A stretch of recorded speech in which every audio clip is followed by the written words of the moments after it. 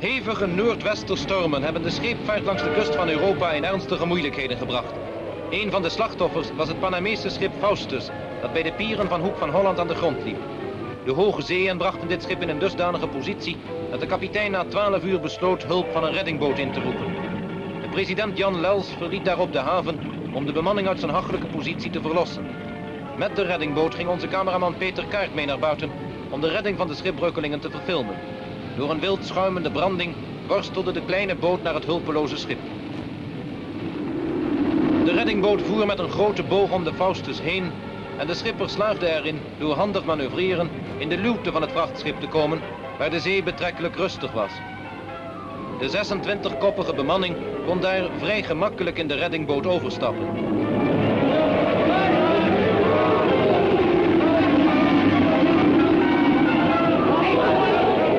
De Panamees maakte zware slagzij en deskundigen waren van mening dat het zwaar geladen schip dat steeds meer water binnenkreeg wel spoedig zou zinken.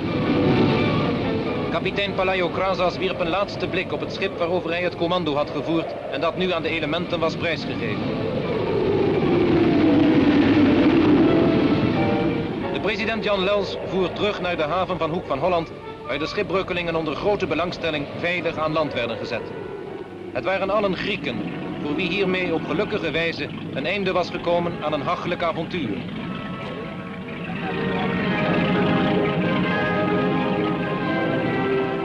Het einde van de Faustus was echter nog niet gekomen. De zee bewees opnieuw haar geweldige kracht. Zij nam het schip op en dreef het op het noorderhoofd, waarin een groot gat geslagen werd. Binnen de havenhoofden, in de mond van de Nieuwe Waterweg, zonk het schip tenslotte 's avonds laat naar de diepte.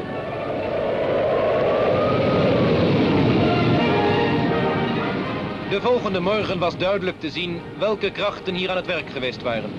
De Faustus had een gat van ongeveer 30 meter in de stenen barricade geslagen. Maar veel erger was dat het scheepvaartverkeer werd lamgelegd, doordat men de juiste plaats van het schip niet direct kon vaststellen en men geen risico's wilde nemen. Talloze schepen wierpen in afwachting van nadere berichten buitengaats het anker uit. Vanuit de lucht filmden wij onder meer de Maasdam van de Holland-Amerika-lijn, die later naar Vlissingen gedirigeerd werd. Ook het vlaggenschip van deze maatschappij, de Nieuw Amsterdam, kon Rotterdam niet bereiken. Het zocht de haven van Amsterdam op, voor het eerst in zijn bestaan. En het was het grootste schip dat ooit in de haven van de hoofdstad binnenkwam. Na 24 uur was men erin geslaagd het wrak met boeien af te bakenen. Toen konden lichte schepen de Nieuwe Waterweg weer voorzichtig in- en uitvaren. Maar grotere, zoals olietankers en passagiersschepen, moesten andere havens opzoeken. De schipbreuk van de Faustus betekende voor Rotterdam een ernstige schadepost. Gelukkig echter niet zo zwaar als de eerste berichten deden vermoeden, want tussen de Faustus en het Noorderhoofd door kan het merendeel der schepen de Maasstad nu weer bereiken. Het wrak zal niettemin zo snel mogelijk worden opgeruimd.